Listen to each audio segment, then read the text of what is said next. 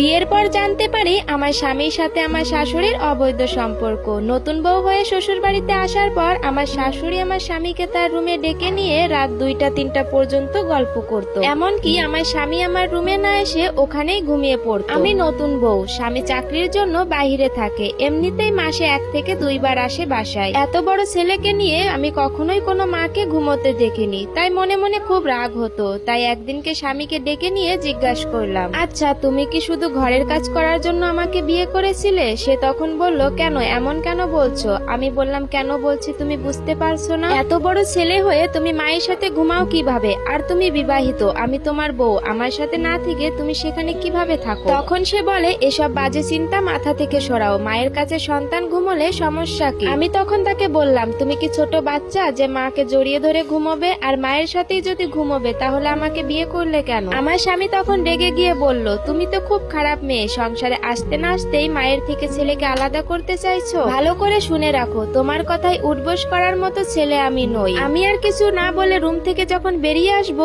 তখন দেখতে পেলাম পর্দার ওপাশ থেকে একটা ছায়া সরে যেতে। নিঃসন্দেহে ওটা আমার শাশুড়ি। এইভাবে বেশ কিছুদিন যাওয়ার পর পাশের বাড়ি থেকে এক চাচি শাশুড়ি আমাকে ডেকে বললেন, কি গো বউ, তোমার শাশুড়ি কি এখনো তোমার স্বামীকে নিয়ে ঘুমায়? আমি অবাক হয়ে বললাম, এ কথা আপনি কিভাবে জানলেন? তখন তিনি বললেন, শোনো বউ, এটা তোমার শ্বশুরের দ্বিতীয় বউ। তোমার স্বামী যার ঘরে হয়েছিল সে তো কবেই মারা গেছে। ছেলের বয়স তখন 16-17 হবে। এখন যাকে শাশুড়ি হিসেবে দেখছো সে একটা কাল নাগিনী। সম্পত্তির লোভে তোমার শ্বশুরকে ফুসলিয়ে বিয়ে করে তারপর তোমার স্বামীর সাথে অবৈধভাবে মিশতো। এটা তোমার শ্বশুর জেনে গিয়েছিল, তাই তিনি হার্ট অ্যাটাক করে মারা যান। তোমার শাশুড়ি আর মানুষ হলো না। ভেবেছিলাম বউ ঘরে আসলে হয়তো শুধরাবে। কি গো মেয়ে, নিজের স্বামীকে রাতে আটকাতে পারো না? আমি তো বোকা বনে গেলাম। আমি ভাবতাম এটা আমার আপন শাশুড়ি, কিন্তু এ যে আমার সৎ শাশুড়ি এটা তো আমি জানতামই না। আমার চাচি শাশুড়ি তখন বললেন, শোনো বউ, নিজের স্বামীকে এবার বসে আনো, নয়তো জীবনে সব হারাবে। আমি তখন দিশেহারা হয়ে যাই। আমার চোখের সামনে এসব নোংরামি চলছে আর আমি কিছু টেরও পেলাম না। কিন্তু প্রমাণ ছাড়া এদের ধরবো কিভাবে? তাই সিদ্ধান্ত নিলাম দুজনকে হাতে নাতে ধরবো। একদিন শাশুড়ির ঘর পরিষ্কার করতে গিয়ে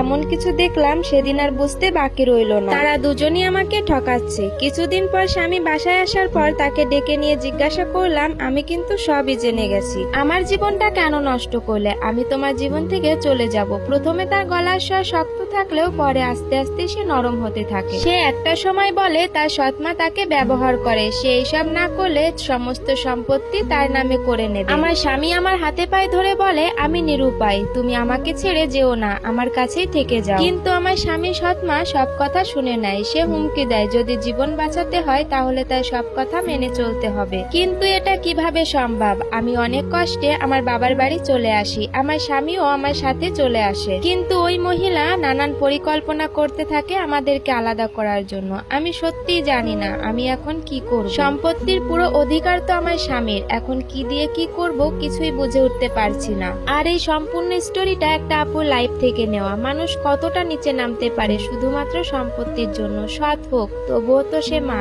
সে কিভাবে পারে এমনটা করতে?